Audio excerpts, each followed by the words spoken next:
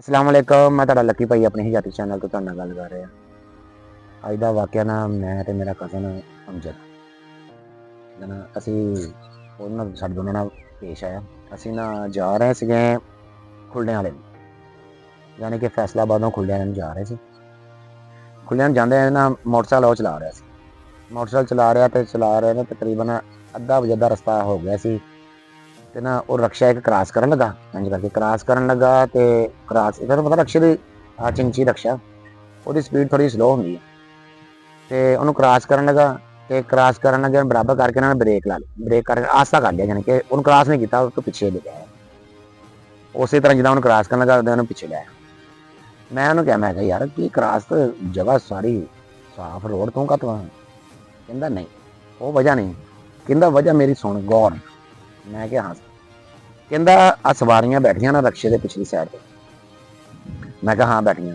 कहता उन्होंने पैरों च देख पैरों च देखिया कि पैरों च थोड़ा जहा पिछली साइड पर यानी कि अगलियां पिछलियां सवारियां के दरम्यान च ना थले ना 100 का कहता नोट पिया 100 रुपये का नोट कहता पिया वा। कहता ये रक्शा जा रहा ना मैं हजा कहता ये हवा ना नोट डिगना वा वो नोट जो डिगना वा तो असी चुकना वा तो चुक के फे जाना वा। यानी कि अगर असी कहना सवारियों को तुहाडा वा तो उन्हें कहना मेरा उन्हें कहना मेरा किसी इन्हों च नहीं है। यानी कि पक्का ज़ाहिर होंदा कि उन्होंने अगर पिछली सवारी को नोट भी डिगदा तो वह इदा डिगना सी अगे नूं अगली चो भी डिगदा तो वह हवा नाल निकल जाना सी। लेकिन यह है कि ना उन्होंने कोल नोट पिया वल्ला आलम किहदा पिया सी सानूं नहीं पता इस गल दा।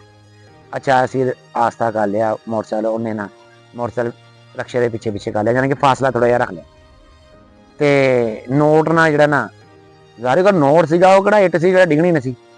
थोड़ा जिहा सफ़र किया तो वह नोट हवा ना डिगया तो डिग के ना आ गया थले ठीक है ना डिग के ना मुड़ के ना उस तो बाद जो डिग्या वा तो असी ना उन्होंने हवा दे नाल सड़क के ऐन होन लग पिया। उतर के चुक के ना उन्हें ना अपना रख लिया जेब पा लिया तो वो जा तो असी हो नहीं रहे।